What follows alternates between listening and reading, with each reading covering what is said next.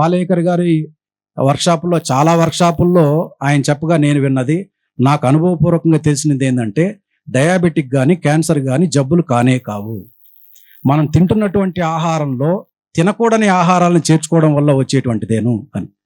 ఇండైజేషన్ of sugars, మీకు sugar రావడానికి మన శరీరంలో పిండి పదార్థం ఎక్కువయ్యి అది జీర్ణించుకోలేనటువంటి స్థితికి వెళ్ళిపోతే అప్పుడు అది షుగర్గా మనం గుర్తిస్తున్నాం.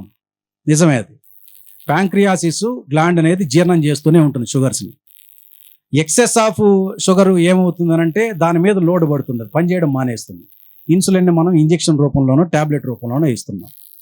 అది జబ్బుగా మనం అనుకొని మనం ఇబ్బందులు పడుతూ ఉంటాం. సరైనటువంటి మోతాదులో పిండి పదార్థం కార్బోహైడ్రేట్స్ని తీసుకోగలిగితే, దానికి తోడుగా మనం తీసుకునేటువంటి ఫైబర్ ఉన్నటువంటి ఫుడ్ని తీసుకుంటే సరిపోతుంది. అలాగే ఈ జీన్స్లో ఉన్నటువంటి కణాలు విఘటన చెందడం ప్రతిసారి జీన్స్లో ఉన్నటువంటి కణాలు విఘటన చెందుతూ ఉంటాయి. అది ఎక్కువ మోతాదులో విఘటన చెందితే ఏదో ఒక రూపంలో ఎక్కడో ఒక చోట శరీరంలో గాయంగా మార్పు చెంది అది ఆ క్యాన్సర్గా మారేటువంటి అవకాశం ఉంది అని. ఆయన మహారాష్ట్రలో ముంబై సిటీలో 600 మంది క్యాన్సర్ స్పెషలిస్టులకి ఈ విషయం మీద క్లాసులు చెప్పాడు.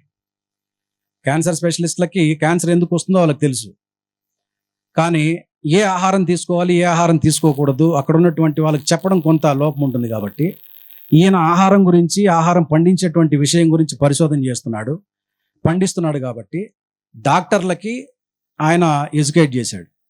ఒక డాక్టరు, ఒక రైతు, వీళ్ళిద్దరూ మన జీవితంలో మంచోళ్ళు దొరికితే చాలు, మనం చేసేటువంటి పని సవ్యంగా నడుస్తూ ఉంటుంది. ఆధునిక వైద్యాన్ని తప్పనిసరిగా అందరం గౌరవించాలి. అన్ని డైట్తోనే మనం ప్రతి జబ్బుని నియంత్రించుకోలేం. జబ్బు వచ్చింది తప్పనిసరిగా డాక్టర్ దగ్గరికి వెళ్ళాల్సిందే. జబ్బు రాకుండా ఉండడానికి మన పొలం వైద్యశాలగా ఉంటుంది. మనం పండించేటువంటి పంటలు వైద్యంగా ఉపయోగపడుతుంది, మెడిసిన్గా ఉపయోగపడుతుంది. దాన్ని మనం ఏ కాలాల్లో ఏవేవి మనం తింటున్నాం, మనం ఎలా పండించుకోవాలనే దాని మీద కొంత నాలెడ్జ్ మనకు కలిగితే చాలు. ఆరోగ్యానికి మనం తప్పనిసరిగా మనం పొందొచ్చు. కాబట్టి చిన్న చిన్న విషయాలు గుర్తుపెట్టుకోగలిగితే చాలు. ఇక్కడున్న రైతుల్లో ఎంతమందికి దేశవాళీ ఆవు ఉంది? దేశవాళీ ఆవు ఎంతమందికి ఉంది? 2, 3, 4, 5, 6, 7, 8, 9. నేను 9, 10, అక్కడ 11, 12. చాలా మందికే ఉంది. చాలు. మీకు పెద్ద గోశాలే ఉంది కదమ్మా. ఒక్క ఆవుతో మనకున్నటువంటి పొలం 15 ఎకరాల నుంచి 30 ఎకరాల వరకు ఒక్క ఆవుతోనే సాగు చేయొచ్చు. ఇందాక చెప్పానే, ఆ గోమయం, గోపంచతాన్ని ద్రవ రూపంలో జీవామృతం, ఘన రూపంలో జీవామృతాన్ని తయారు చేసుకొని మనం పండించేటువంటి పంటలకు ఇవ్వడం. ఇన్పుట్స్ అనేటువంటివి ఏ మొక్క కోరదు, ఎరువు ఏ మొక్కకి ఇవ్వాల్సిన అవసరం లేదు సుభాష్ పాలేకర్ కృషిలో. అందుకని ఇది పెట్టుబడి లేని ప్రకృతి వ్యవసాయంగా చెప్పచ్చు. పెట్టుబడి పూర్తిగా తగ్గించుకోవచ్చు. ఇన్పుట్స్ని మనం పూర్తిగా లేకుండా మనం సులభంగా పండించుకోవచ్చు. దీంట్లో ఒక చిన్న ఇంకో క్లారిఫికేషన్ ఇస్తాను.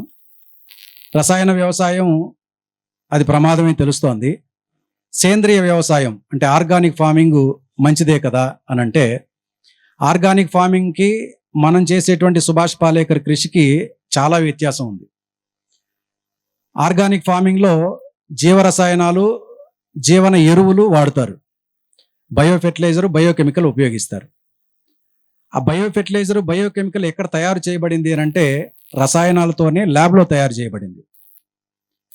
మళ్ళీ దానికి ఉపయోగించే రా మెటీరియల్ రసాయనం అన్నప్పుడు అది సహజ సిద్ధమైనటువంటి ఎరువు ఎలా అవుతుంది? పాలేకర్ గారి మాటల్లో రసాయన వ్యవసాయం కంటే ఈ సేంద్రియ వ్యవసాయం, ఆర్గానిక్ ఫార్మింగ్ 4 రెట్లు ఎక్కువ ప్రమాదం. ఎలా ప్రమాదమో ఒక దేశాన్ని ఉదాహరణగా చేసి చెప్తాడు ఆయన. శ్రీలంక దేశం. ఈ సంవత్సరం హాలేబీడ్లో కర్ణాటకలో జరిగినటువంటి కార్యక్రమంలో శ్రీలంక నుంచి 4 రైతులు వచ్చారు ఆయన కార్యక్రమాన్ని వినడం కోసం. నేపాల్ నుంచి ఒక 8-9 మంది వచ్చారు. మీరు వచ్చారు కదా, నేపాల్ నుంచి వచ్చారు. ఇండోనేషియా నుంచి ఒక రైతు వచ్చాడు. బయట దేశాల నుంచి చాలా మంది ఆయన నాలెడ్జ్ తెలుసుకోవడం కోసం, ఆయన వీడియోలు చాలా యూట్యూబ్లో ఉన్నాయి. కానీ ఆయన నేరుగా చూడాలి, ఆయన క్లాసులు వినడం కోసం బయట దేశాల నుంచి వచ్చారు. ఆయన ఎక్కడా రివీల్ చేయలేదు కానీ హాలేబీడు కార్యక్రమంలో రివీల్ చేశాడు. శ్రీలంక దేశంలో ఉన్నటువంటి వ్యవసాయం పూర్తిగా కుంటుపడిపోవడానికి ఈ జీవన రసాయనాలు, జీవన ఎరువులతో ఉన్నటువంటి ఆర్గానిక్ ఫార్మింగే కారణం అని. కోవిడ్ అప్పుడెప్పుడే వాళ్ళు ఆర్గానిక్ ఫార్మింగ్ స్టార్ట్ చేశారు. అప్పటి వరకు కంప్లీట్గా ఆహారపు ధాన్యాలు మన దేశం మీద ఆధారపడుతున్నటువంటి దేశం, చాలా చిన్న దేశం. ఎందుకో కానీ నేపాల్ని, పక్కన ఉన్నటువంటి బంగ్లాదేశ్ని, శ్రీలంకని చైనా కమాండ్ చేస్తూ వచ్చింది. మనం ఆహార ధాన్యాలు ఇస్తే వాళ్ళ దగ్గర ఉన్నటువంటి కొన్ని మనం ఇచ్చిపుచ్చుకునేటువంటి వాళ్ళం. చైనా ఏం చేసిందంటే కంప్లీట్లీ మేము ఫ్రీ ఇస్తాం, ఫెర్టిలైజర్స్ ఫ్రీ ఇస్తాం, కెమికల్ ఫ్రీ ఇస్తాం, నాలెడ్జ్ ఇస్తాం, మీకు సీడ్స్ మేము ఇస్తాం, మీరు పండించుకోండి అని. వాళ్ళు ఎందుకో కానీ వాళ్ళ మాట విని స్టార్ట్ చేశారు. శ్రీలంకలో ఉన్నటువంటి భూభాగంలో 30% కూడా భూమి వ్యవసాయానికి యోగ్యమైంది కాదు. మొత్తం ఉప్పు నేలలు, ఇసుక నేల, మొత్తం సముద్రం చుట్టూ సముద్రమే. వాళ్ళకు ఉన్నటువంటి 30% కూడా వ్యవసాయానికి యోగ్యం కానటువంటి భూమిలో వాళ్ళే పండించుకుంటూ తింటూ వచ్చారు. రసాయన వ్యవసాయమే, కెమికల్ ఫార్మింగ్.